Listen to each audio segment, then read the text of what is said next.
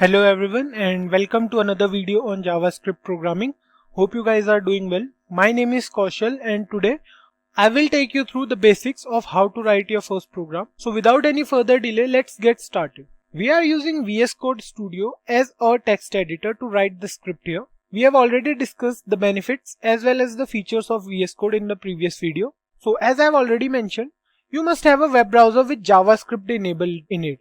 So if you are using Google Chrome, it's quite easy to enable JavaScript. Let me take you through it. Open Google Chrome, go to settings and just write JavaScript in the search option. Go to site settings and scroll down. You will find here JavaScript.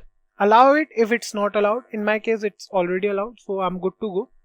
Once you have downloaded the editor and you are done with the environment setup and all, you can start writing the program. So let's go to VS Code. We will open a new file here and save it with a name. Let's open a new file and we will save it with name first.html. Make sure to save your file with .html extension as it will make it easy for the computer to understand that this particular file is an HTML file.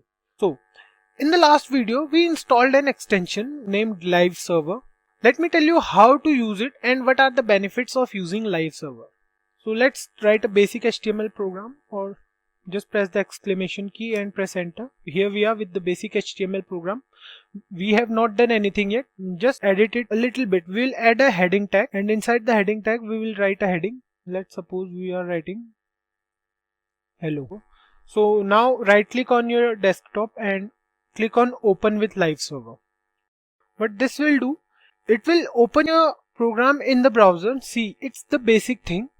So let me tell you what its benefits are. It will open your program in the browser and whatever changes you are making in the programs will be directly shown in the browser the moment you save them. See, just use Google Chrome or whatever browser you are using and in the VS Code side by side. We'll be using it side by side now. Let's suppose we'll change something here. Let's add a word here, hello world.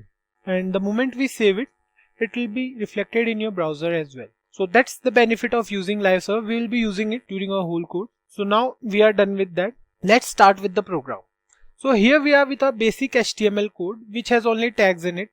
It will print nothing if I remove this heading tag. Let me remove it, and the moment I save it, it will print nothing. So guys, let me give you a brief introduction to these tags. These HTML tags are used to render HTML files properties so that the browser can differentiate between simple text and HTML tags. You can use as many tags according to your requirements. In our first program, we will write a single line statement over the browser. For that, we will need the script tag. Don't worry if you don't know much about script tag. Let me tell you briefly about this tag's functionality.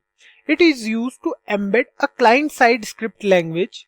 Remember guys, script tag is used to embed JavaScript with HTML. This is where HTML and JavaScript comes together. It may contain the scripting statements or point towards the external script through the src attribute. We will see the src attribute as well. We'll use the script tag inside the body tag, or we can use it wherever we want to use it. Like, it's not necessary to use it inside the body tag only. We can use it anywhere in a program. So let's start with this. First, let's start the script tag. We are done with it. Now the script tag, we have to type an attribute. The attribute is, the type is, it's a text file. We are done with our script tag. To write on the web page, we use a very basic command, the document.write. It is a JavaScript method using which you can print anything on the browser. Let's see what document.write can do. Let's write here something, document.write, and any text you want to write inside it. Let's suppose hello world, welcome to Simply Code.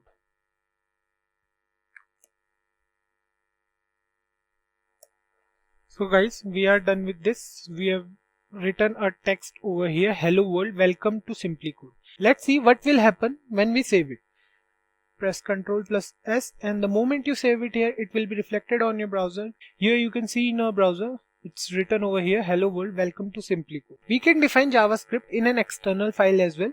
Let's see how we can do this. How this script tag will point towards an external JavaScript file. here what you have to do, you have written script, just before type use an attribute src and give it the source of the file.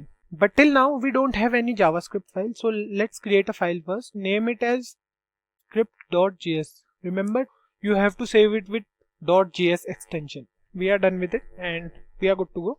So here we will write document.write and any text you want to write here. Hello world, welcome to Simplilearn. We will save it. The moment we will save it here, there's something wrong, I guess. Okay, we have not given the source code of that JavaScript. So here we will have to give the name of that file. It was script.js. Moment we will save it. See, the text is changed here. Initially it was hello world, welcome to Simplicode, but now it is hello world, welcome to Simplilearn.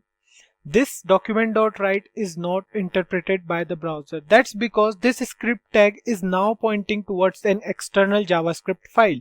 Anything you will write inside this script tag will not be considered now. So we are done with this script tag here. We now have an idea of how to embed JavaScript with HTML. And now let's see some of the features of document.write. So let's suppose you have written this text here. Let's erase it and see what else it can do. Let's give it a task to add two numbers. Let's suppose we have given here 9 plus 3. Let's see if it works. See, it will give you the output directly here. Document.write 9 plus 3, it will give you the output as 12. Similarly, you will do any mathematical task, any calculation you want to do. Let's suppose 7 multiplied by 8.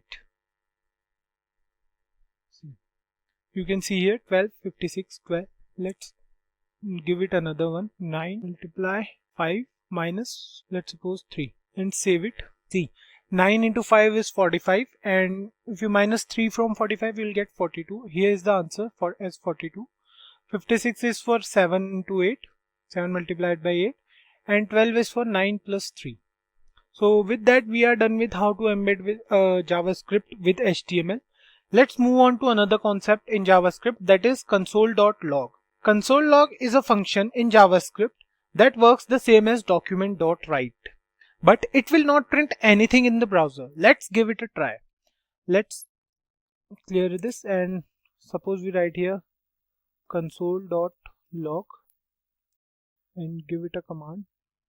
Save it and see, there is nothing printed on the browser. Let's write something in the body tag.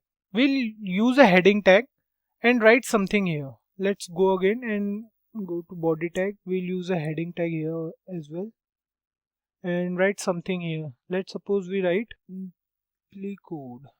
Save it. See, this is printed on the browser. To open your browser's console, go to browser, right click here and go to inspect element, or you can use Ctrl plus Shift plus I, which I normally do. Here you can see the console option. See, it has many options like elements, consoles, sources, network, and many more. But for now, let's focus on console. Here you can see the text printed here. So what's the point of doing this? Whenever we write a code, we usually have many variables and functions and a lot of these kinds of things. We don't always know what to expect as the output. Maybe we expect a particular result, but we might get something else. One way of debugging our code is that we can pass a value to this function here only, and we can check the result of that value out of the code. Let's add two numbers here. So if you don't understand it, basically what we are doing for now, we are writing a small piece of code, like the program is not that big, but later on when we are good with JavaScript and we'll use JavaScript as a primary language, the size of the program will go longer and longer. So not every time you are supposed to check the output of your code by doing that only. So if you are using any variables or you are using any functions, you can check the output here only if you have to use that variable in that way or you have to change something. So you will get it here only. That's the use of console.log. Let's add two numbers.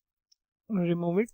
A is equal to 5 and let B's value is 8, suppose. Okay, we are done with these two numbers, and what we'll do, we will write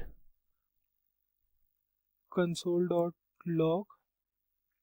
We have given it the command to add A and B.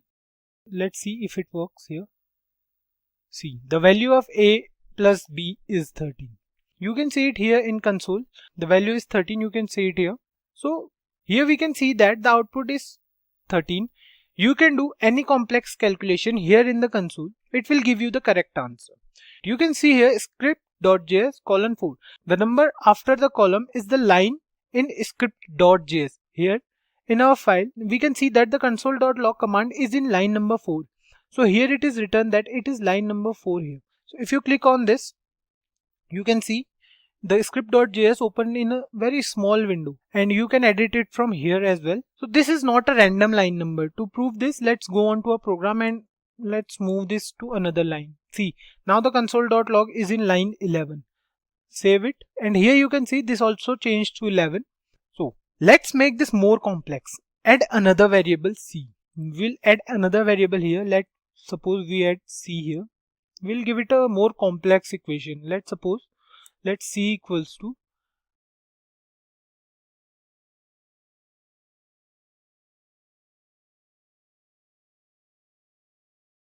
the moment we save it, it will give it the answer.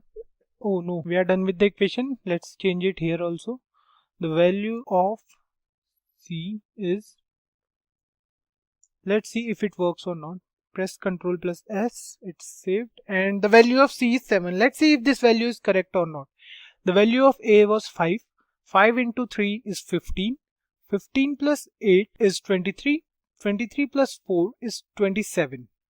27 plus A minus 25.